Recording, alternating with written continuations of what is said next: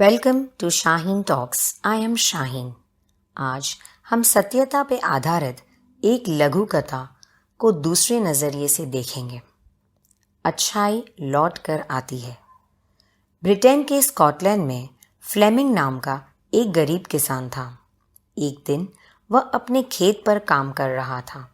अचानक पास में से किसी के चीखने की आवाज़ सुनाई पड़ी। किसान ने अपना साजो सामान वो औजार फेंका और तेजी से आवाज की तरफ लपका। आवाज की दिशा में जाने पर उसने देखा कि एक बच्चा दलदल में डूब रहा था। वह बालक कमर तक कीचड़ में फंसा हुआ बाहर निकलने के लिए संघर्ष कर रहा था। वह डर के मारे बुरी तरह कांप रहा था और चिल्ला रहा था। किसान ने आनन फानन में लंबी टहनी ढूंढी। अपनी जान पर खेलकर उस टहनी के सहारे बच्चे को बाहर निकाला।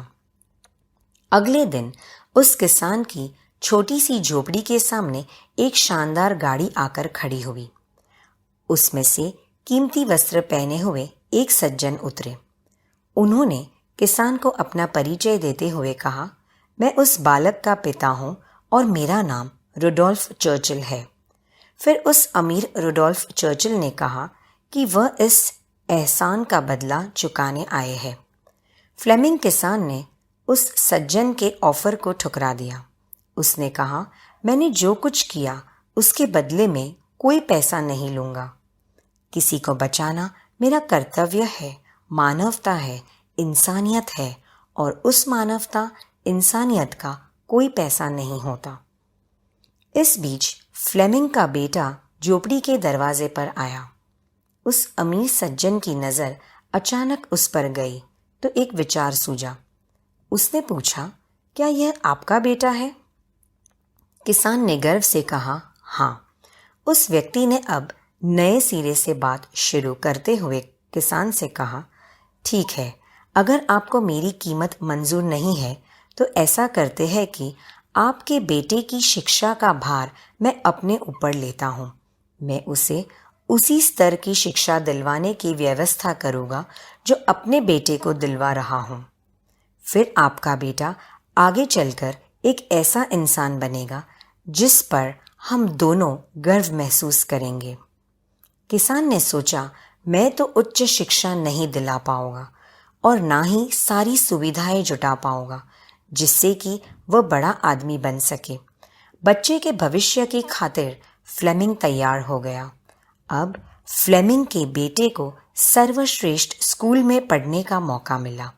आगे बढ़ते हुए उसने लंदन के प्रतिष्ठित सेंट मैरीज मेडिकल स्कूल से स्नातक डिग्री हासिल की। आगे चलकर किसान का यही बेटा पूरी दुनिया में पेनिसिलिन का आविष्कारक महान वैज्ञानिक सर अलेक्जेंडर फ्लेमिंग के नाम से विख्यात हुआ। यह कहानी यहीं ख़त्म नहीं होती। कुछ वर्षों बाद उस अमीर के बेटे को न्यूमोनिया हो गया और उसकी जान पेनिसिलिन के इंजेक्शन से ही बची। उस अमीर रुडोल्फ चर्चिल के बेटे का नाम था विंस्टन चर्चिल, जो 2 बार ब्रिटेन के प्रधानमंत्री रहे।